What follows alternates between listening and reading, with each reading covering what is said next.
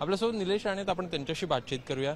एकूणच ईव्हीएम संदर्भात मोठ्या प्रमाणात रान जे आहे ते विरोधकांकडून उचललं जात असल्याचं पाहायला मिळतं। आज बहिष्कार पण टाकला त्यांनी, कशा प्रकारे बघतात? आज जो विरोधकांनी बहिष्कार टाकला, आता पहिल्या दिवशी टाकलाय, बरोबर आहे। मग हा बहिष्कार कंटिन्यू झाला पाहिजे। शपथच घेऊ नका। जर उद्या शपथ घ्यायला याल म्हणजे थुकलेलं चाटायला याल, असा अर्थ होतो की नाही। एक दिवस तुम्ही आज जर शपथ घेतली नाही मग पुढेही घेऊ नका। शुभेच्छा तुम्हाला।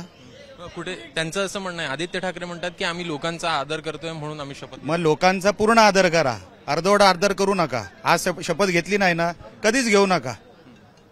पूर्ण करा ना लोकांचा आदर। हा कुठला आदर असतो, एक दिवस घ्यायचा आणि मग नाही घ्यायचा आणि दुसऱ्या दिवशी घ्यायचा? ह्याच्यात आदर कुठे आला? हा ढोंग आहे सगळा। त्या आदित्य ठाकरेला तर कायदा पण कळत नाही। कुठेतरी एकूणच लोकशाही धोक्यात आणण्याचा प्रयत्न होतोय। बघा, लक्षात घ्या, तुम्हाला जर आक्षेप घ्यायचा असेल ईव्हीएमवर तर त्याच्यासाठी वेगवेगळे आयुध आहेत। तुम्ही सुप्रीम कोर्टाचा दरवाजा ठोकू शकता, तुम्ही इलेक्शन कमिशनकडे जाऊ शकता, तुम्ही कोणाकडे, तुम्ही लोकपालकडे पण जाऊ शकता।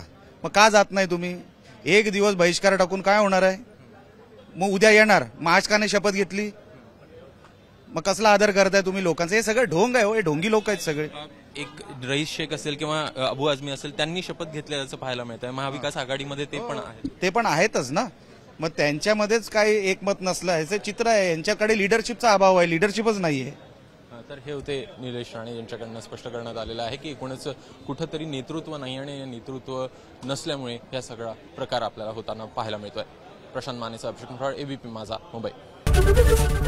एबीपी माझा, उघडा डोळे बघा नीट।